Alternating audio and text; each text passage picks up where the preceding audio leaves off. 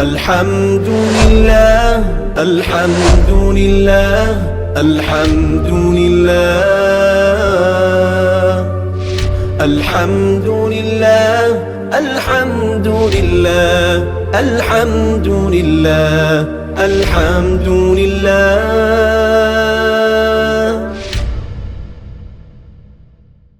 بسم اللہ الرحمن الرحیم. علم الصیغہ کا 8واں باب ہے معطل کی گردانیں. سبق نمبر 25 میں خوش آمدید. آج کے سبق کے اندر ہم لفیف مفروق کے بارے میں پڑھیں گے. دیکھیں اس سے پہلے جو ہے ناقص کی گردانیں اور ان کی تعلیلات یہ مکمل ہو چکی ہیں ثلاثی مجرد سے. باقی ناقص کی کچھ تعلیلات انشاءاللہ آگے چل کے بھی آئیں گی، لیکن یہاں سے پہلے حضرت لفیف مفروق کو شروع کر رہے ہیں. تو لفیف مفروق کے بارے میں آپ یہ سمجھ لیں، لفیف مفروق کا مطلب ہوتا ہے جس میں دو حرف علت ہوں. پھر اس کی دو قسمیں ہوتی ہیں، ایک ہوتا ہے لفیف مفروق اور دوسرا ہوتا ہے لفیف مقرون. جو لفیف مفروق ہے اس میں کہتے ہیں کہ جو دو حرف علت ہیں ان کے درمیان فاصلہ آ جائے. اب یہ فاصلہ اس طریقے سے آئے گا کہ ایک فا کلمہ کے مقابلے میں حرف علت ہوگی اور ایک لام کلمہ کے مقابلے میں حرف علت ہوگی، اور درمیان میں عین کلمہ یہ کوئی اور حرف ہوگا جو کہ حرف علت نہیں ہوگا. اور دوسرا ہوتا ہے لفیف مقرون. لفیف مقرون کا مطلب ہوتا ہے کہ جو دو حرف علت ہیں وہ دونوں اکٹھے آ جائیں. جیسا کہ مثال کے طور پہ عین اور لام کلمہ دونوں کے مقابلے میں حرف علت آ جائے تو اس کو لفیف مقرون کہا جاتا ہے. تو سب سے پہلے حضرت لفیف مفروق کی گردان لے کر آئے ہیں ضرب یضرب سے. الوقایۃ حفاظت کرنا. اب اس میں دو حرف علت ہیں، ایک ہے واو اور دوسرا ہے یا. فا کلمہ کے مقابلے میں واو ہے، جیسا کہ اسی مثال کو دیکھ لیں. یہ جو وقا ہے نا اصل میں کیا تھا؟ واقع یا. فا کلمہ کے مقابلے میں واو ہے اور اس طریقے سے لام کلمہ کے مقابلے میں یا ہے، تو ایک صیغے کے اندر دو حرف علت یہ جمع ہو رہے ہیں. گردان آپ دیکھ لیں. وقا یقی وقایتاً فہو واقن ووقی یوقع وقایتاً فہو موقع. الامر منہ قی والنہی عنہ لا تقی. الظرف منہ موقن والآلۃ منہ میقن ومیقات میقاؤن وتثنیتہما موقیان ومیقیان والجمع منہما مواقن ومواقی. افعل تفضیل منہ اوقع والمؤنث منہ وقیا وتثنیتہما اوقیان ووقییان والجمع منہما اوقون واواقن ووقن ووقییات.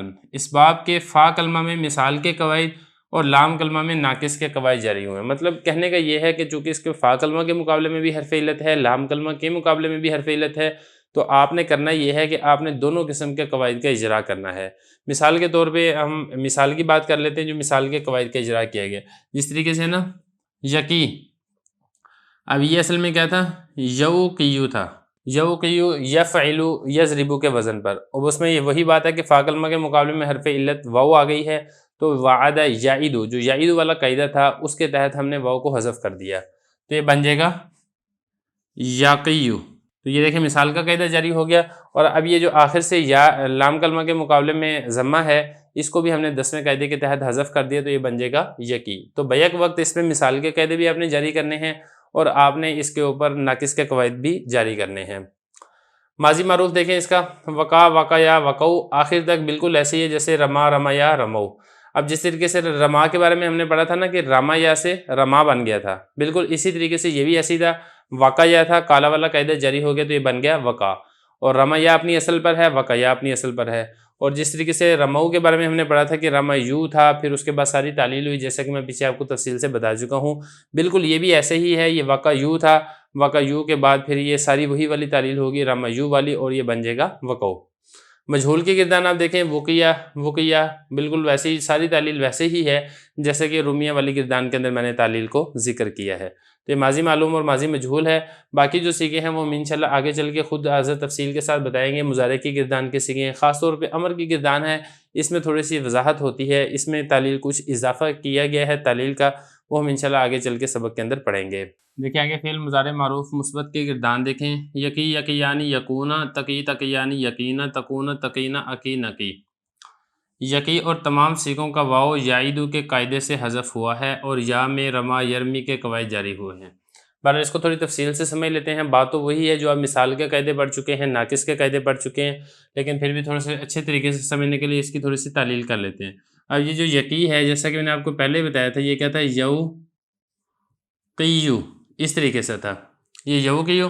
اور اسی طریقے سے تقی، یہ کیا تھا؟ توقیو. اور یہ عقی، یہ تھا اوقیو. اور نقی، یہ تھا نوقیو. اب اس میں ہوا کیا؟ یہ جو شروع والی واو ہے یہ آپ نے یعیدو والے قاعدے سے حذف کر دی. اب کیا بن گیا؟ یقیو، تاقیو، عقیو اور ناقیو. پھر آخر والا جو یا ہے اس کے اوپر جو ضمہ ہے وہ آپ نے حذف کر دیا 10ویں قاعدے کے تحت. لیکن جو آپ نے یرمی والے قاعدے کے اندر پڑھا تھا نا، یرمیجو ترمیجو ارمیجو نرمیجو، وہاں پر جو یا کا ضمہ حذف ہوا تھا آخر سے، بالکل اسی والے قاعدے کے تحت یہاں سے بھی ضمہ حذف ہو جائے گا. تو یہ اس طریقے سے ہو جائے گا یقی، تقی، عقی اور نقی. یہ سیگے ہو گئے. اب آگے تثنیہ کے سیگے دیکھ لیں. دیکھیے تثنیہ کے سیگے ہیں یقی یعنی اور تقی یعنی. یہ بھی بالکل ایسی ہے. یقی یعنی اصل میں کیا تھا؟ یوقی یعنی.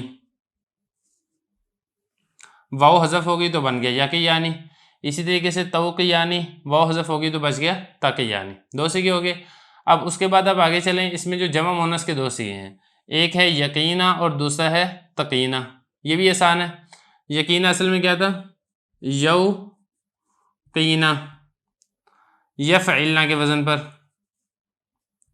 اسی طریقے سے جو تقینہ ہے یہ کیا تھا اصل میں؟ توقینہ، تفعلنا کے وزن پر.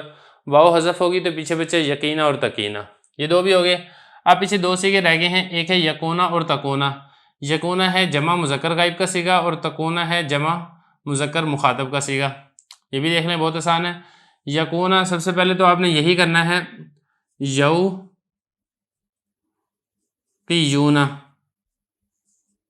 اس طریقے سے یوقیونہ یفعلونہ. اور اسی طریقے سے جو تکونہ ہے یہ کیا تھا اصل میں؟ توقیونہ تفعلونہ کے وزن پر. تو آپ نے سب سے پہلے تو یا کو حذف کر دیا یعیدو والے قاعدے سے. اب پیچھے کیا بچا؟ یقیونہ، یقیونہ تاقیونہ. اب اس کے بعد کیا ہوا؟ اس کے بعد وہی والا قاعدہ آپ نے جاری کرنا ہے جو آپ نے یرمیونہ سے یرمونہ کیا تھا. مثال کے طور پہ جو یا کا ضمہ ہے یہ آپ نے حذف کر کے یا کا ضمہ نقل کر کے ماقبل کاف کو دیا.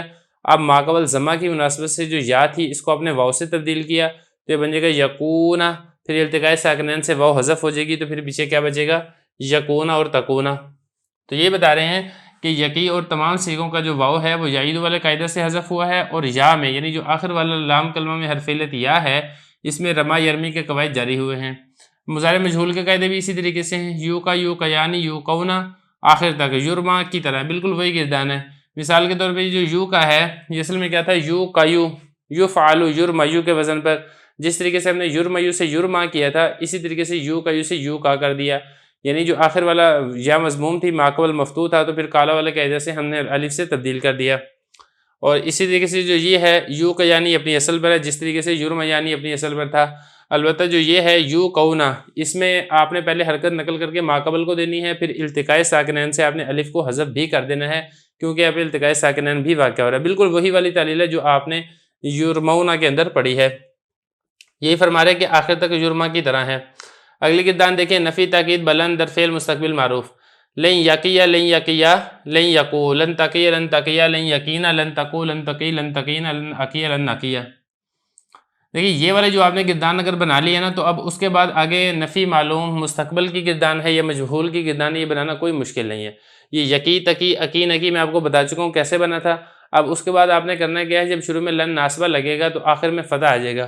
تو یقی سے لن یقیہ ایک، اور اسی طریقے سے تقی سے لن تقیہ دو، اور اسی طریقے سے لن عقی سے لن عقیہ نقی سے لن نقیہ. یہ والی گردانوں کی ہوگی تعلیل. آخر میں صرف فتح آیا ہے لن کی وجہ سے.